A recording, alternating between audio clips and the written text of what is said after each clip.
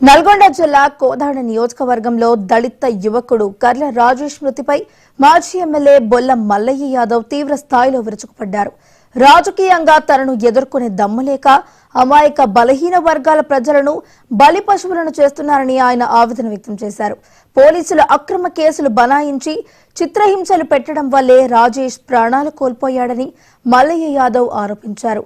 ఈ lockup death తరహా ఘటనలకు మంత్రి ఉత్తమ్ కుమార్ రెడ్డి, ఎమ్మెల్యే పద్మావతి పూర్తి బాధ్యత వహించాలంటున్న మాజీ ఎమ్మెల్యే బొల్ల మల్లయ్య యాదవ్తో మా నల్గొండ జిల్లా ప్రతినిధి రాము ఫేస్ టు ఫేస్.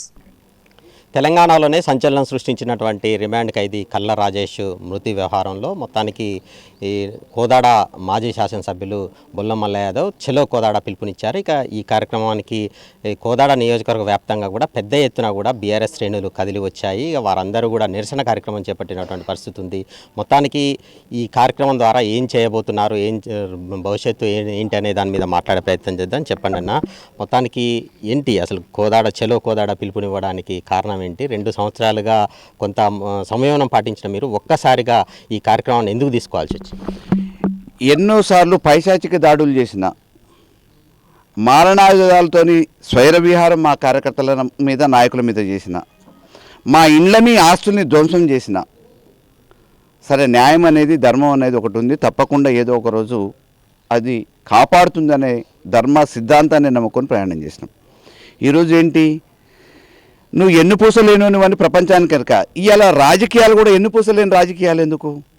నన్ను బలి చేయడానికి, రాజకీయంగా అవాసుపాలు చేయడానికి, ఒక సామాన్య దళిత కుటుంబంలో ఉన్న ఒక వ్యక్తిని తీసుకుపోయి చిత్రహింసలు పెట్టి ఎఫ్ఐఆర్ లేకుండా, కేసు లేకుండా ఏలాడదీసి కొట్టి లాకప్ డెత్ కారవుడు అయిన సురేష్ రెడ్డిని ఎందుకు కాపాడుతున్నావు 68 రోజుల నుంచి?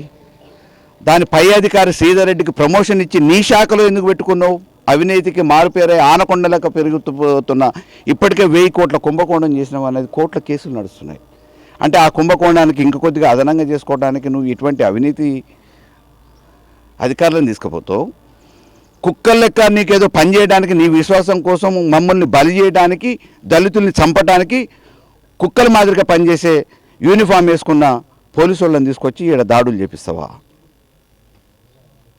నువ్వు కోదాడు నియోజకవర్గ ప్రజల ఆశీస్సులతోని ఈ స్థాయికి వచ్చి ఈ కోదాడు దళితులకు చేస్తున్న న్యాయం ఏంది?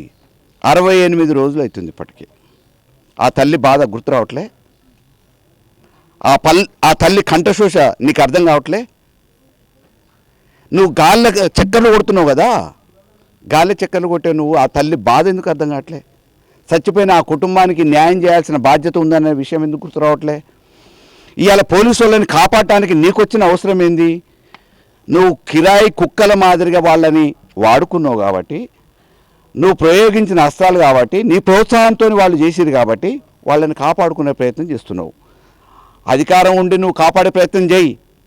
ప్రజాబలంతో న్యాయబద్ధంగా న్యాయస్థానాలలో పోరాటం చేసేనా వాళ్ళని బట్టలు ఇప్పిస్తాం. నీ చరిత్రను కూడా రాజకీయ చరిత్రను భూస్థాపితం చేస్తాం.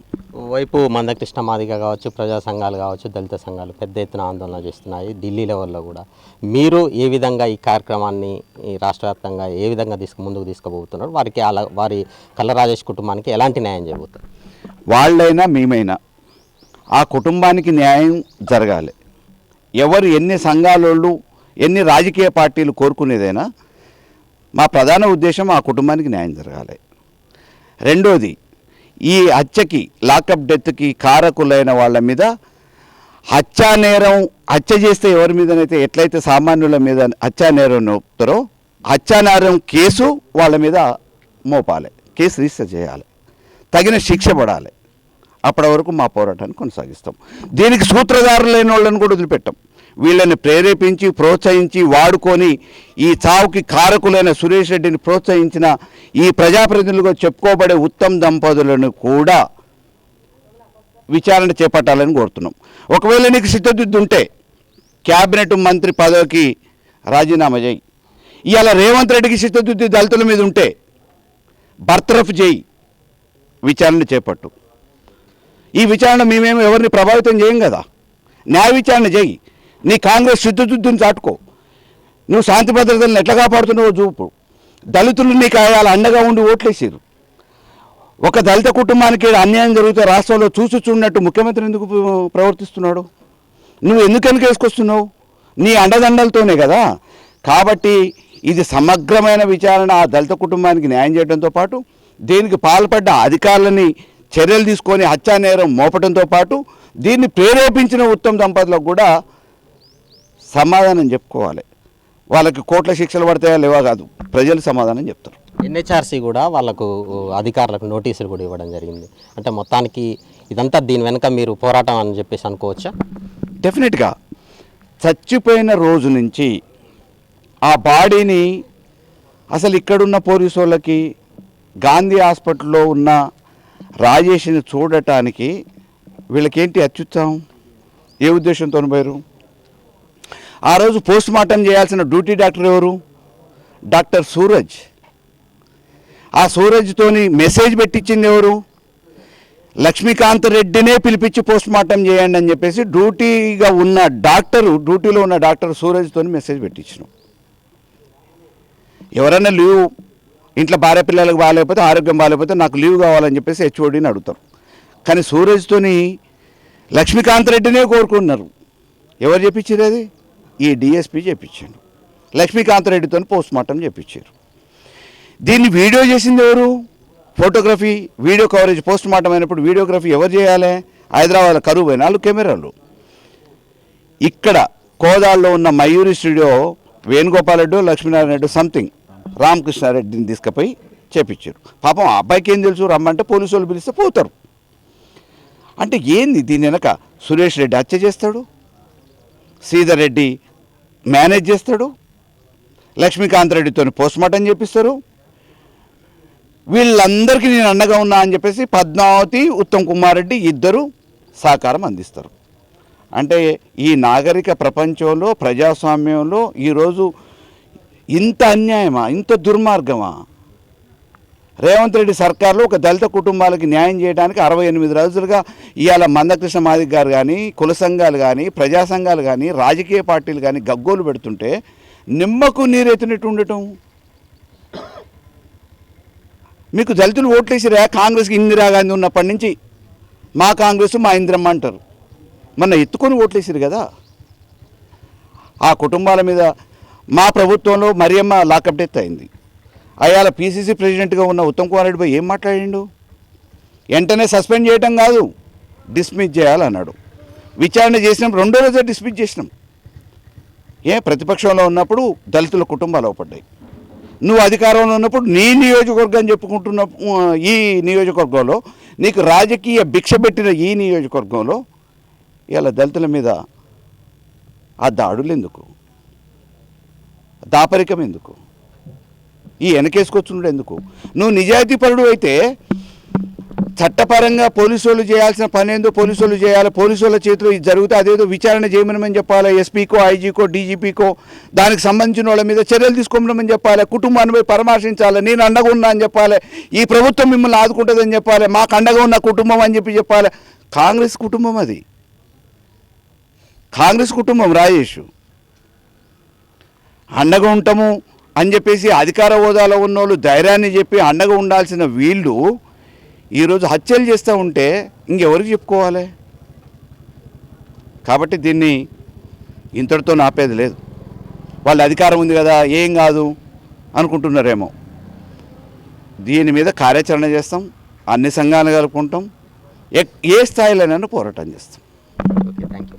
మొత్తంగా అంటే ఒక దళితుని అడ్డం పెట్టుకొని తన మీద కేసులు నమోదు చేయాలని చెప్పేసి ఒక కుట్రపూరితంగానే కల్లా రాజేష్ను లాకప్ డెత్ చేశారని చెప్పేసి కూడా బొల్ల మల్లయ్య యాదవ్ ఆరోపిస్తున్నటువంటి పరిస్థితి అయితే ఉంది. ఇక భవిష్యత్తులో కార్యాచరణ అన్ని కుల సంఘాలతోటి, దళిత సంఘాలతోటి కలిసి నిర్ణయించుకుంటాము. వారికి ఎట్టి పరిస్థితుల్లో ఆ కుటుంబానికి న్యాయం జరిగే వరకు కూడా తాము పోరాటాలకు సిద్ధమవుతామని చెప్పేసి కూడా చెప్తున్నటువంటి పరిస్థితి ఉంది. కెమెరా పర్సన్ జనార్దన్తో కలిసి రాము మహానీస్ కోదాడ నుంచి. పాపం అకారణంగా ఏ నేరం చేయకుండా కొడుకును పోగొట్టుకున్న తల్లి బాధ మరి ఉత్తమ్ కుమార్ రెడ్డికి పద్మావతి తెలుసుకోలేదు కానీ ఒక్కసారి అమ్మ మాటలు చెప్తుంది. ఇప్పుడైనా మేము రోడ్ల మీదకి ఎక్కే అవకాశం అధికారులు ఇవ్వద్దని చెప్పేసి నేను ప్రత్యేకంగా ఇక్కడ ఉన్న